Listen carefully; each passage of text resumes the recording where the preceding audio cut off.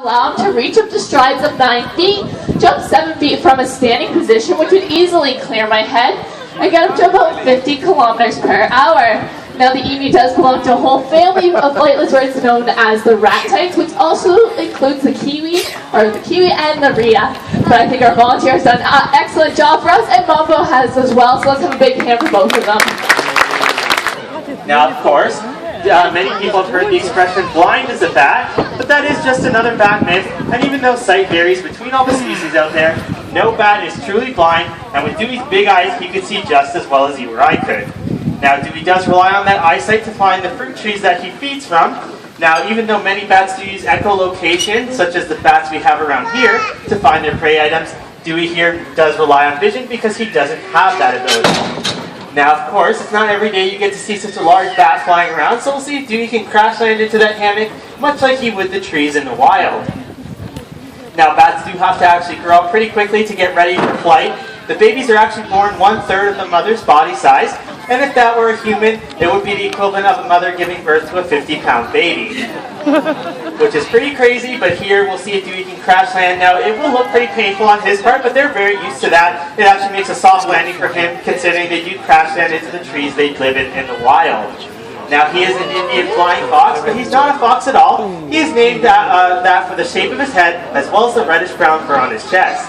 So we do hope that getting an up-and-close look at such a misunderstood creature will hopefully give you all a greater appreciation for bats. There goes Dewey, our 12-year-old Indian flying fox.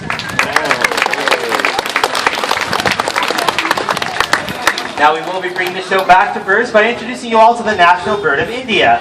He'll be making his way up over that back wall. His name is Cole, and he's our 6-year-old Indian peafowl. Now, of course, the peafowl's most striking feature is that long train found on the male peacocks.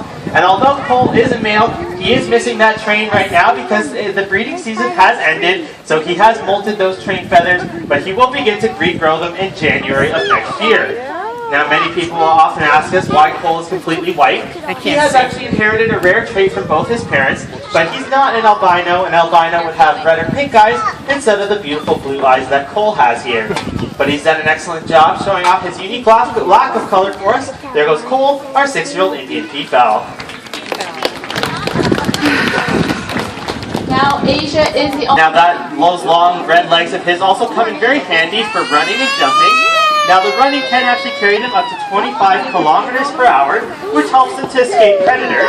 Now, even though Pablo can fly, he does prefer to run away from danger.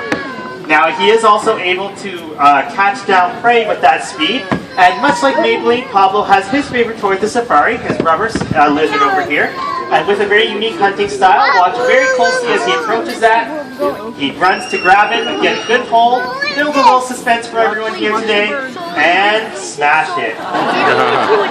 Over and over and over again. Now, this is also completely inescapable behavior for Pablo, and if we left that lizard with him all day long, he probably would never stop. But it does serve a purpose.